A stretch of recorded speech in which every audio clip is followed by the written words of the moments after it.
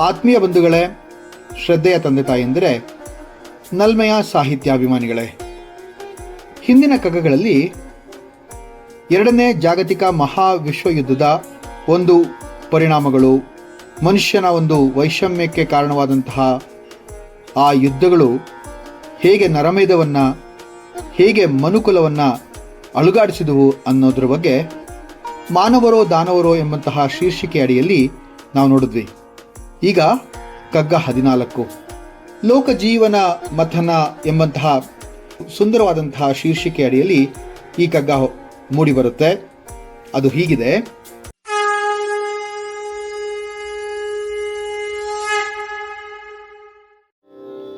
ಒಂದೆ ಗಗನವ ಕಾಣುತ್ತೊಂದೆ ನೆಲವನು ತುಳಿಯುತ್ತೊಂದೆ ಧಾನ್ಯವನುಣ್ಣು ತೊಂದೆ ನೀರು ಕುಡಿದು ಒಂದೆ ಗಾಳಿಯನುಸಿರ್ವ ನರಜಾತಿಯೊಳಗೆಂತು ಬಂದುದೀ ವೈಷಮ್ಯ ಮಂಕುತಿಮ್ಮ. ಎಲ್ಲರೂ ಕಾಣುವುದು ಒಂದೇ ಆಕಾಶ, ತುಳಿಯುವುದೊಂದೇ ನೆಲ, ಒಂದೇ ದವಸವನ್ನು ತಿನ್ನುತ್ತಾ, ಧಾನ್ಯವನ್ನು ತಿನ್ನುತ್ತಾ, ಒಂದೇ ನೀರನ್ನು ಕುಡಿಯುತ್ತಾ, ಒಂದೇ ಗಾಳಿಯನ್ನು ಉಸಿರಾಡುತ್ತಾ ಇರುವಂತಹ ನಾವುಗಳು ಅಂದರೆ ಈ ನರಜಾತಿಯ ಮನುಷ್ಯರಿಗೆ ಎಲ್ಲಿಂದ ಬಂತು ಈ ದ್ವೇಷ, ವೈಷಮ್ಯ? ನೋಡಿ, ನರಜಾತಿಯೊಳಗೆಂತು ಬಂದುದೀ ವೈಷಮ್ಯ, ಒಂದೇ ಗಗನವ ಕಾಣು ತೊಂದೆ ನೆಲವನ್ನು ತುಳಿಯು ತೊಂದೆ ಧಾನ್ಯವನ್ನುಣ್ಣು ತೊಂದೆ ನೀರು ಕುಡಿದು ಒಂದೇ ಗಾಳಿಯನ್ನುಸಿರುವ ನರಜಾತಿಯೊಳಗೆಂತು ಬಂದುದೀ ವೈಷಮ್ಯ ಅಂತ ಕೇಳಿದ್ರು. ಎಂತಹ ಅದ್ಭುತವಾದಂತಹ ಒಂದು ಮಾತು. ಆಸೆಯ ದುಃಖಕ್ಕೆ ಮೂಲ ಅಂತ ಹೇಳಿದ್ರಲ್ವಾ? ಈ ಮನುಷ್ಯನ ಆಸೆ, ಇದು ಅತಿ ಆಸೆ ಆದಾಗ ಆತನಲ್ಲಿ ದ್ವೇಷೋತ್ಪತ್ತಿ ಸಾಧ್ಯ ಆಗುತ್ತೆ. ಮನುಷ್ಯರ ನಡುವೆ ಇರುವಂತಹ ಒಂದು ನೀಚ ಬುದ್ಧಿ, ಆತ ಈ ನೀಚ ಬುದ್ಧಿಯಿಂದ ತನ್ನ ಅಸ್ತಿತ್ವವನ್ನೇ ಕಳ್ಕೊಳ್ತಾ ಹೋಗ್ತಾನೆ. ಆ ಅಸ್ತಿತ್ವವನ್ನು ಮರ್ತೋಗ್ತಾನೆ. ತನ್ನ ಮನುಷ್ಯತ್ವ, ತನ್ನ ಮಾನವೀಯತೆ ಗುಣಗಳು, ಹಾಗೆ ತಾನು ಈ ಜಗತ್ತಿಗೆ ಬಂದಂತಹ ಒಂದು ನಿಜವಾದ ಕಾರಣ, ಇದೆಲ್ಲ ಮರ್ತೋಗ್ತಾನೆ. ಆಸೆಯಿಂದ ಮತ್ಸರ, ಮತ್ಸರದಿಂದ ಅಸೂಯೆ, ಅಸೂಯೆಯಿಂದ ದ್ವೇಷ. ಈ ದ್ವೇಷ ಎಷ್ಟರ ಮಟ್ಟಿಗೆ ಹೋಗುತ್ತೆ ಅಂತಂದರೆ, ಅವನು ಬೇರೊಬ್ಬರ ಬಗ್ಗೆ ಯೋಚನೆ ಮಾಡುವಂತಹ ಒಂದು ಮನೋಸ್ಥಿತಿಯನ್ನೇ ಮರ್ತೋಗ್ಬಿಡ್ತಾನೆ. ಆ ವ್ಯವಧಾನವನ್ನೇ ಮರ್ತೋಗ್ತಾನೆ. ಈ ಆಸೆಯೇ ದುಃಖವನ್ನು ತರಿಸುತ್ತೆ ಅಂತ ಹೇಳಿದ್ದು ಬುದ್ಧ ಆದರೂ ಕೂಡ ಇದು ಮುಂಚೆಯಿಂದನೂ ಹೇಳಿದಂತಹ ಒಂದು ಸುಂದರವಾದಂತಹ ಒಂದು ಮಾತೇ ಆಗಿದೆ. ಇಷ್ಟಿದ್ರೆ ಅಷ್ಟು ಬೇಕೆಂಬ ಆಸೆ, ಅಷ್ಟಿದ್ರೆ ಇನ್ನಷ್ಟು ಬೇಕು ಅನ್ನುವಂತಹ ಆಸೆ ಈ ಮನುಷ್ಯನಿಂದ ಯಾವ ಹೀನ ಕೃತ್ಯ ಕೂಡ ಮಾಡಿಸೋದಕ್ಕೆ ಹೇಸಲ್ಲ. ಮನುಷ್ಯನ ಈ ಶಾಂತ ಚಿತ್ತತೆ, ಮನುಷ್ಯನ ಒಂದು ಮಾನವೀಯತೆ, ಆ ಮಾನವೀಯ ಗುಣಗಳು ಎಲ್ಲೋಯ್ತು ಅಂತ ಕೇಳ್ತಾರೆ. ತಾನು ಆಸೆ ಪಡುತ್ತಿರುವುದು ಹಾಗೆ ನೋಡಿದ್ರೆ ಅದ್ಯಾವುದು ಒಂದಲ್ಲ. ಯೋಚನೆ ಮಾಡಿ ನೋಡಿ, ಈ ಮನುಷ್ಯನ ಮನಸ್ಸಿನಲ್ಲಿ ದ್ವೇಷ ಹುಟ್ಟೋದೇನಕ್ಕೆ? ಹೆಣ್ಣು, ಹೊನ್ನು, ಮಣ್ಣು, ಕರೆಕ್ಟಾ?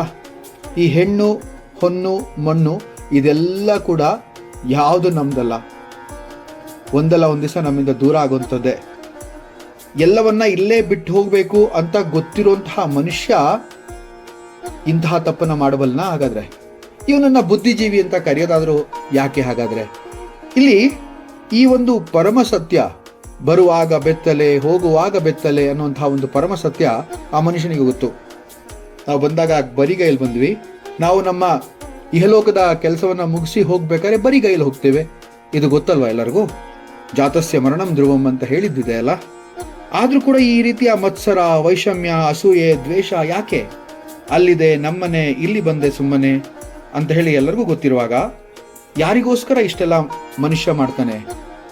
ಯಾರಿಗೋಸ್ಕರ ಇವನು ತನ್ನ ಮನದಲ್ಲಿ ವೈಷಮ್ಯದ ಒಂದು ವೃಕ್ಷವನ್ನ, ಬೀಜವನ್ನ ಬಿತ್ತು ವೃಕ್ಷವನ್ನಾಗಿ ಮಾಡಿ ಅದಕ್ಕೆ ಒಂದು ದ್ವೇಷ ಅನ್ನುವಂತಹ ತಣ್ಣೀರನ್ನ ಎರಿತಾ ಇದ್ದಾನೆ? ಯಾಕೆ ಬಡ್ದಾಡ್ತಿ ತಮ್ಮ ಮಾನ ಮೆಚ್ಚಿ, ಸಂಸಾರ ನೆಚ್ಚಿ, ಈ ಲೋಕ ಮಲಗಿದೆ ತಮ್ಮ ಕಣ್ಣ ಮುಚ್ಚಿ, ತನ್ನ ಕಣ್ಣ ಮುಚ್ಚಿ. ನೋಡಿ, ಎಂಥ ಸುಂದರವಾದಂತಹ ಜಾನಪದ ಗೀತೆ ಇದು.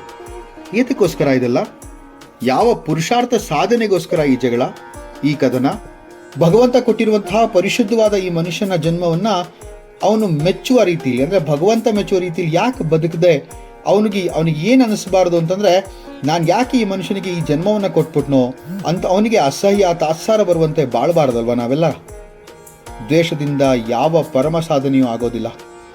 ದ್ವೇಷ ಎಂತಹ ಪರಿಸ್ಥಿತಿಯನ್ನು ತಂದೊಡ್ಡುತ್ತೆ ಅಂದರೆ ಅವನು ತನ್ನವ್ರನ್ನೆಲ್ಲ ತನ್ನನ್ನು ತಾನೇ ಅವನು ಕೊಂದ್ಕೊಂಡ್ಬಿಡ್ತಾನೆ, ಅಂದರೆ ತನ್ನನ್ನು ತಾನೇ ಅವನು ನಾಶ ಮಾಡ್ಕೊಂಡ್ಬಿಡ್ತಾನೆ. ದ್ವೇಷ ಎಂತಹ ವಿಷವೆಂದರೆ ಅದು ಯಾರಲ್ಲಿ ಹುಟ್ಟುತ್ತದೋ ಅದು ಅವರನ್ನೇ ಮೊದಲು ಮುಗಿಸುತ್ತದೆ ಅಂತ. ತೇಜ ಕ್ಷಮಾಧೃತಿ ಶೌಚಂ ಅದ್ರೋಹೋ ನಾತಿಮಾನಿತ ಭವಂತಿ ಸಂಪದಂ ದೈವೀಂ ಅಭಿಜಾತಸ್ಯ ಭಾರತ ಅಂಥೇಳಿ ಒಂದು ಸುಂದರವಾದಂತಹ ಭಗವದ್ಗೀತೆ ಶ್ಲೋಕೆ. ಇಲ್ಲಿ ಭಗವದಾಚಾರ್ಯರು ಹೇಳ್ತಾರಲ್ವಾ, ತುಂಬ ಸುಂದರವಾಗಿ ಹೇಳ್ತಾರೆ ನೋಡಿ. ಅದ್ರೋಹೋ ಅಂತ ಹೇಳಿದ್ರು, ಎಷ್ಟು ಸುಂದರವಾದಂತಹ ಮಾತು. ಯಾವಾಗ ದ್ರೋಹ ಮಾಡೋದನ್ನ ಮನುಷ್ಯ ತನ್ನ ಮನಸ್ಸಲ್ಲಿ ಇಟ್ಕೊಳ್ತಾನೆ ಆಗ ದ್ವೇಷ ಉತ್ಪತ್ತಿ ಆಗತ್ತೆ, ಅವನಿಗೆ ಅಸೂಯೆ ಬರುತ್ತೆ, ನನಗಿಲ್ಲಿದ್ದು ಅವನಿಗಿದೆಯಲ್ಲ ಅಂತ ನೋಡಿ ಹೊಟ್ಟೆ ಹುರ್ಕೊಳ್ತಾನೆ. ಇದೆಲ್ಲ ಆದಾಗ ಆಗೋದೇ ನರಮೇಧ, ಇದೆಲ್ಲ ಆದಾಗ ಆಗೋದೇ ಮನುಷ್ಯ ತನ್ನ ಮನುಷ್ಯತ್ವವನ್ನು ಕಳ್ಕೊಂಡು ಅವನು ರಾಕ್ಷಸನಾಗುವಂಥದ್ದು. ಅದಕ್ಕೆ ಹೇಳ್ತಾರಲ್ಲ, ಮನುಷ್ಯ ರಾಕ್ಷಸನಾಗಿ ಪರಿವರ್ತನೆಗೊಳ್ತಾ ಇದ್ದಾನೆ ಅಂತಂದರೆ ಅವನ ಮನಸ್ಸಿನಲ್ಲಿ ಅಸೂಯೆ, ದ್ವೇಷ, ಮತ್ಸರ ಅನ್ನೋದು ತುಂಬ ಬೇರೂರಿ ಹೋಗ್ತಾ ಇದೆ ಅನ್ನೋ ಅರ್ಥ. ಇಲ್ಲಿ ನನಗೆ ರಾಬರ್ಟ್ ವಿಲಿಯಂ ಸರ್ವಿಸ್ ಅಂತ ಒಬ್ಬ ಸುಂದರವಾದಂತಹ ಒಂದು ಇಂಗ್ಲಿಷ್ನ ಒಬ್ಬ ಕವಿ, ಅವನನ್ನು ತತ್ವಜ್ಞಾನಿ ಅಂತಲೇ ಕರಿತೀನಿ ನಾನು. ತುಂಬ ಸುಂದರವಾಗಿ ಬರೀತಾನೆ. ಹೇಟ್ ಅಂತೇಳಿ ಒಂದು ಪದ್ಯವನ್ನು ಬರೀತಾನೆ. ಆ ಪದ್ಯದಲ್ಲಿ ಬಹಳ ಸುಂದರವಾಗಿ ಹೇಳ್ತಾನೆ, ನನಗೆ ತುಂಬ ಇಷ್ಟವಾದಂಥ ಪದ್ಯ.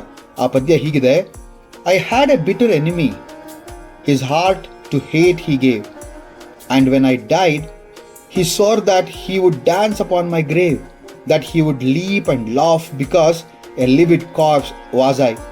And that's the reason why I was in no great haste to die. And then, such is the crick of faith, one day with joy I read, despite his vitalizing hate, my enemy was dead. Maybe the poison in his heart had helped him to haste his doom. He was not spared till I depart to spit upon my tomb. ಎಂತಹ ಅದ್ಭುತವಾದಂತಹ ಒಂದು ಇಂಗ್ಲೀಷ್ನ ಒಂದು ಇದು ಪದ್ಯ ಇದು. ಇಲ್ಲಿ ಎಷ್ಟು ಚೆನ್ನಾಗಿ ಹೇಳ್ತಾನೆ ಅಂತಂದರೆ ನೋಡಿ, ಇದರಲ್ಲಿ ತುಂಬ ನಾವು ಅರ್ಥ ಮಾಡ್ಕೋಬೇಕಾದಿಷ್ಟೇ. ಒಬ್ಬ ಕಡು ವೈರಿಯೇ ಅವನು ಅಂದ್ಕೊಳ್ತಾನಂತೆ, ನೀನು ಸಾಯಿ, ನಿನ್ನ ಒಂದು ಸಮಾಧಿ ಮೇಲೆ ನಾನು ಕುಣಿತೀನಿ ಅಂತ ಹೇಳಿ, ಅಷ್ಟೊಂದು ದ್ವೇಷ ಮಾಡ್ತಾ ಇದ್ದ ಅಂತ ಹೇಳ್ತಾರೆ. ಅದು ನನಗೆ ತುಂಬ ಇಷ್ಟ ಆಗೋವಂಥದ್ದು ಇಲ್ಲಿ ಎರಡು ಸಾಲು. Maybe the poison in his heart had helped in to haste is doom ಅಂತಾರಲ್ಲ, ಅವನ ಒಳಗೆ ಹುಟ್ಟಿದಂತಹ ಒಂದು ವಿಷ, ಈ ದ್ವೇಷ ಎಂಬಂತಹ ವಿಷ ಅವನನ್ನೇ ಸಮಾಧಿಯನ್ನಾಗಿ ಮಾಡಿಬಿಡ್ತು, ಅವನನ್ನೇ ನಾಶ ಮಾಡಿತು ಅಂಥೇಳಿ. ಎಂತಹ ಸುಂದರವಾದಂತಹ ಇಂತಹ ಒಂದು ತತ್ವಜ್ಞಾನದ ಕಗ್ಗವನ್ನು ನಾವಿಂದು ಕೇಳ್ಕೊಂಡ್ವಿ, ಇಂದು ನಾವು ಅರ್ಥ ಮಾಡ್ಕೊಂಡ್ವಿ. ಮುಂದಿನ ಕಗ್ಗದೊಂದಿಗೆ ಮತ್ತೆ ಭೇಟಿ ಆಗ್ತೇನೆ. ನಮಸ್ಕಾರ.